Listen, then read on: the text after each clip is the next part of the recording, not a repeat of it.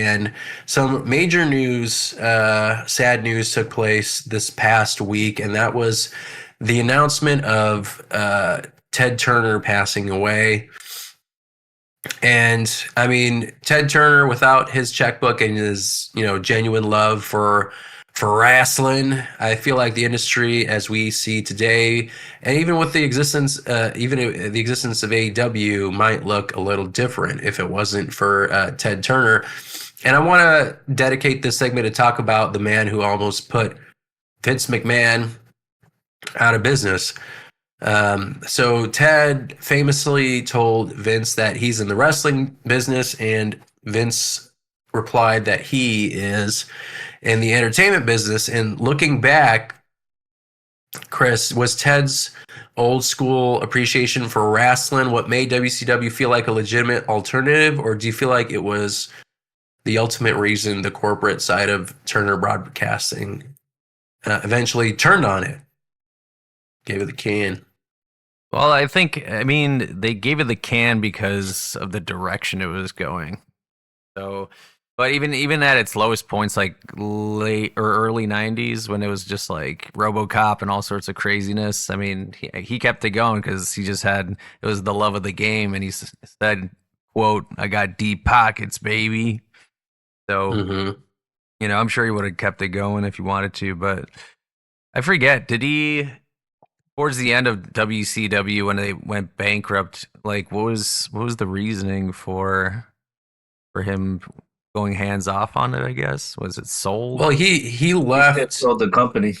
He left before that. Yeah, they were in the middle of a merger with AOL-Time Warner. Yeah, and they were looking at what they had on the table, and I feel like at that point the writing was on the wall because they weren't the biggest fans of wrestling, and it gave them an opportunity to sell it off.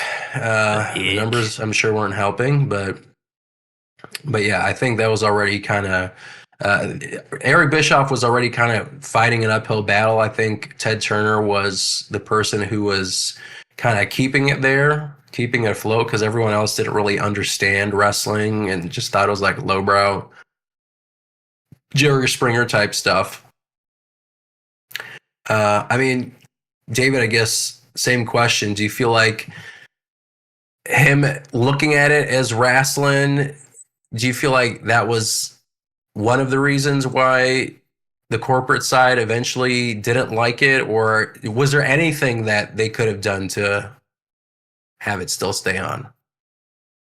I think it was more of a stigma around wrestling then. Then it doesn't help when it's like, okay, so we're thinking of like early 2000s, late 90s. Like it's just a bunch of smut other than like a little bit of good wrestling. And then you get a writer who comes over from WWE, and it's like Russo's doing his own thing, and it's, making that downturn to more of that, of what you already don't like. I think it was just like, okay, get this out of here. This is our chance. No more. Like, I don't care who says what. They got talent. They got Hogan saying that this company's going to crap in the middle of a freaking pay-per-view. Like, yeah, I mean, that wasn't helping. And I do think that, WCW had more restrictions because they were on that channel, and I think they needed to toe a specific line versus like Vince having the green light from were they on USA Network at that point? yeah. Yeah, so I mean, I think they gave them more leeway. Like they were literally telling them, "Yeah, those ratings are coming in, brother. Keep pushing that envelope." And I don't think the suits over at Turner were the same. Like the programming just didn't match everything else. So like it was literally like, we don't want this smut on our TV at this point. So they were really handcuffed with their creativity, I think. So Chris, I mean, if Ted Turner didn't give Eric Bischoff the green light for Monday Nitro on TNT, do you think the Attitude Era would ever happen. Like, how much of WWE's greatest period do we actually owe to Ted forcing Vince to evolve or die? I mean, probably a lot, if not all of it, to be honest. I think there might have been a different version of it, but I feel like Vince would have stayed the course if he wasn't forced to do something different. Because like the only reason I feel he started doing all the Stone Cold stuff and all that, and just kind of leaning into all that, was because of the NWO stuff and the edginess that was kind of being created on Nitro. So he had no choice but to, all right, well, we got to give people what they want. So went all in on that and doubled down. Yeah. I mean, David, same question. How much of WWE's Attitude Era do we owe to Ted for forcing Vince to evolve or basically kill the product?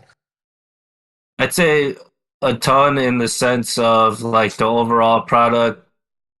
I because like Chris was saying with the whole NWO and everything else. Plus, like both of them are poaching from Heyman, so it's kind of like who can kind of take ideas that are going on in ECW, who could take those and get them on TV and approved on TV faster.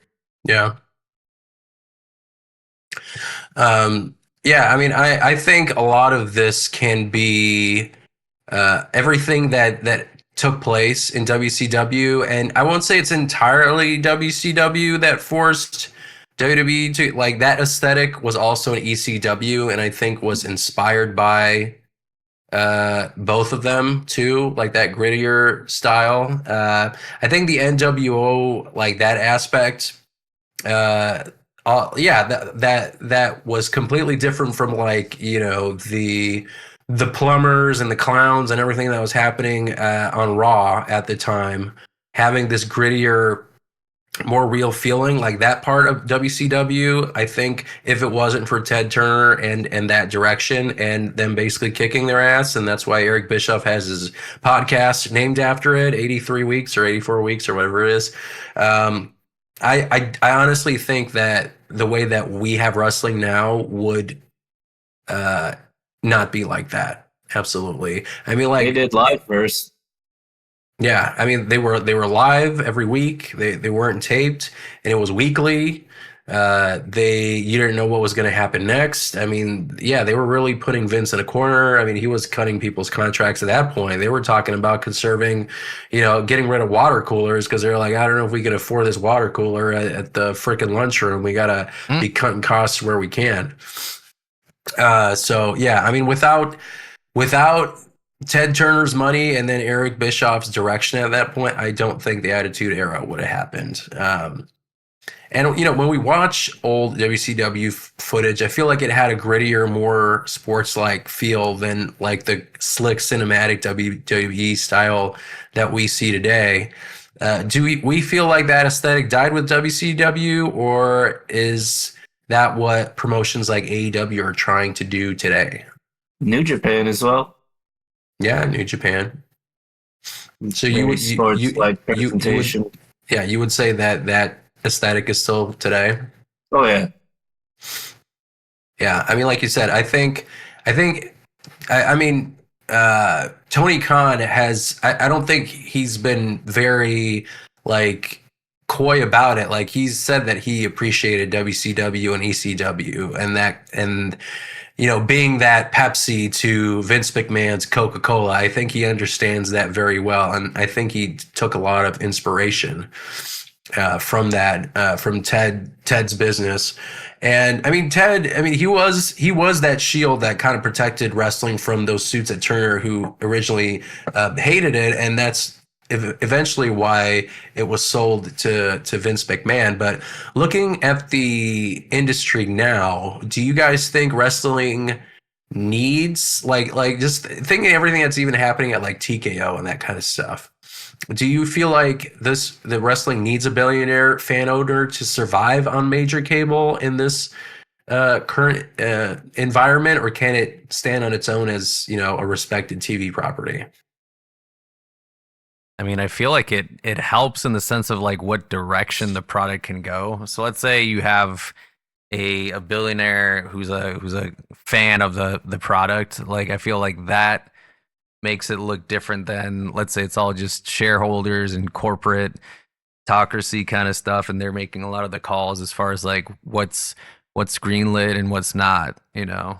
So Yeah. I think it does play a role. I mean, I imagine it has to, because they are also funding it as well on some level.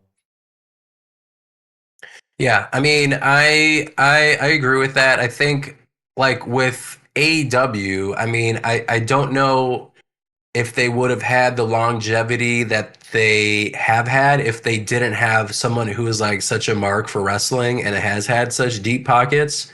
So I think, you know, for Ted Turner and for Tony Khan, for them to have all that money to basically like for Ted Turner to give them like guaranteed contracts, basically forcing WWE to be more competitive with uh, their salaries with their contract with their money.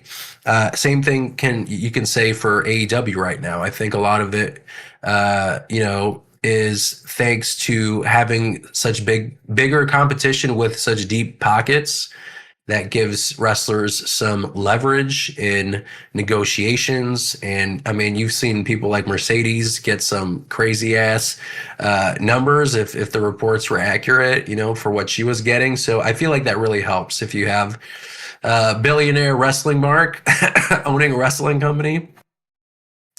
And yeah, do you guys remember those billionaire Ted skits that Vince McMahon was doing? Yeah. They had like Nacho Man, and I think they were portraying Hulk Hogan and all that kind of stuff. Do you think that was that working? Anything during that time? Like, do you think No, that made No. sense? No. That was like grasping at straws type of thing. Yeah, it was like you're beating me up, so I'm just gonna make fun of you now. yeah. Like I didn't think that was really doing him any favors. And yeah, I mean, Ted Turner was literally, you know, they were making hand over fist at that point with money. So yeah, I feel like Vince McMahon at that point was just trying to see what sticks. And yeah, just saying that, you know, they have old wrestlers just wasn't really doing it for them. And I mean, yeah, since WCW folded in 2001, we've seen TNA and we've seen AEW try to fill that major league alternative slot, being that Pepsi, to Vince or to TKO's and Triple H's now Coca-Cola. Do you feel like, is there any modern promotion, and I guess we could specifically talk about AEW on Warner Brothers Discovery, do they capture that same Turner spirit, or do you feel like that Ted Turner era was lightning in a bottle that can't be replicated again? I would say initially the when AEW first started, I mean, it felt like this like hot, cool, you know, indie thing because like at the time WWE was feeling very again vanilla and stale, just like, you know, early 90s WWE as far as where the product was kind of going. So I think AEW also is to thank to where the direction was kind of going with WWE after the fact with like, you know, Triple H's booking and decisions to make him a bit more involved in the product. So I would say there's definitely parallels there. David, what do you think? Season one AEW felt like a really big deal. Uh, Even just like the atmosphere and shows. Think it kind of got lost in with COVID. Yeah, got lost in the sauce. Yeah, Yeah, I mean, I think I agree. I think AEW, like, I think it definitely gave Vince a kick in the ass to, you know, try and make a better product. I don't know if they necessarily did until Vince left, but I mean, I feel like COVID didn't do anybody any favors, whether it was WWE or AEW. So I do think, like, I don't think anyone liked the Thunderdome stuff, like, if we were being objectively honest. Like there were some Early interesting. bloodline, dog. That's true, but it's like, like not having a crowd there, it just felt so weird. Like even when I was watching back some of these things, I don't know. It would, like I would never want to go back to that again. Like that WrestleMania that they did, I just don't think that is anyone else's preference going forward. So I mean, like for AEW, I don't think it did them any favors, and they had their ebbs and flows. But again, like when it came to attendance and all that kind of stuff, I don't think AEW has been able to completely replicate WCW's peak popularity. Um, Oh no. so yeah, I would say like AEW. I don't even know if they ever reached like that mainstream. Like oh, everyone knows who Darby Allin is or MJF. Yeah. Like some people do, but I feel like the regular person on the street won't know what you're talking about. Yeah, Versus they're like pretty quiet. yeah, versus like Hogan and Rodzilla, like everyone would know what you were talking about, like, oh, did you see the Costco guys like, going to town on, Dynamite? Like, I don't think anyone's gonna be like, yeah, totally. Man, Unless they it was going like to town. I don't say we were talking about it last time. What do you mean? Yeah, but I mean Chicken like bake. casuals. Chicken bake, baby.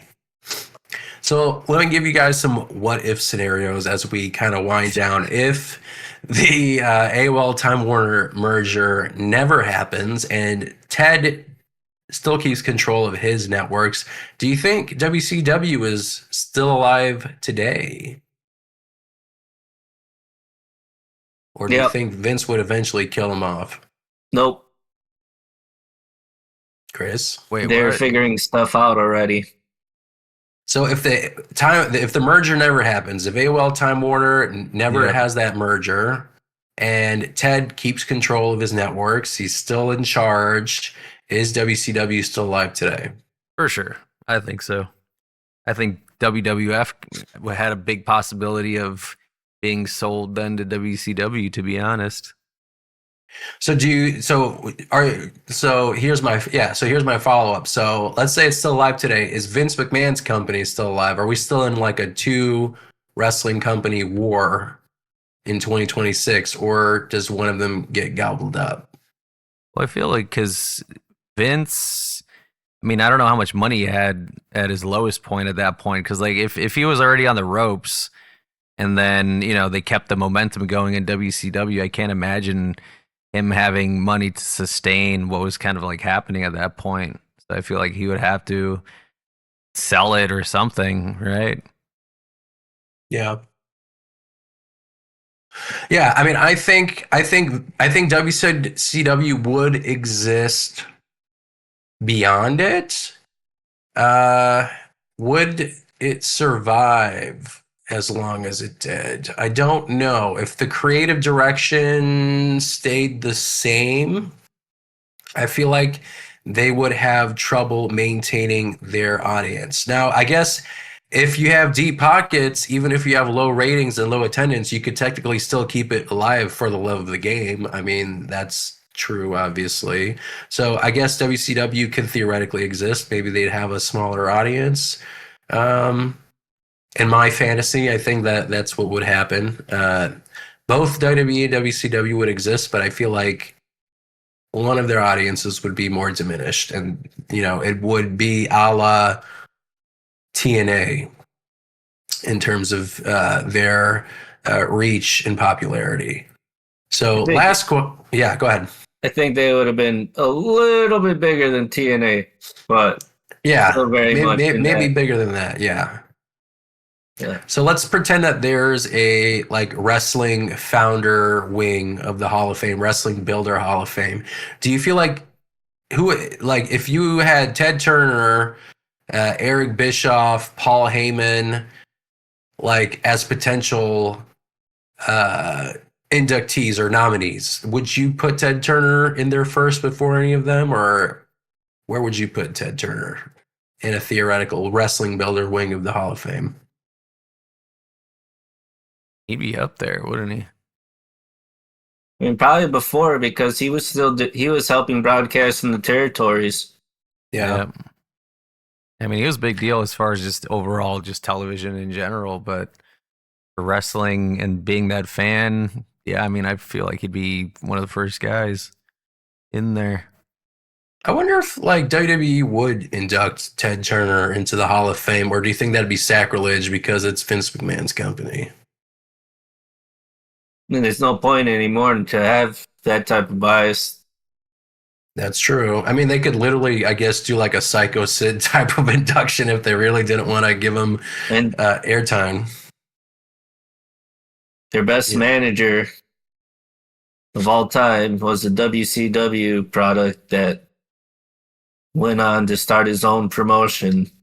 Yeah, it's true. And he was inducted and got like main ballot status. So yeah, I would assume the water's under the bridge with that one. But yeah, I mean, Ted Turner, what a guy. I mean, he was he invented Cartoon Network. The 24-hour news cycle was their invention.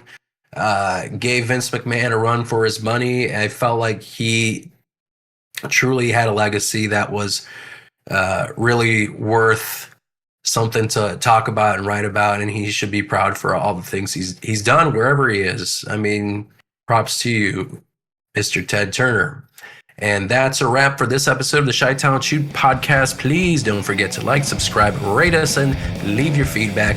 Tune in next time for more wrestling madness. Until then, keep marking out.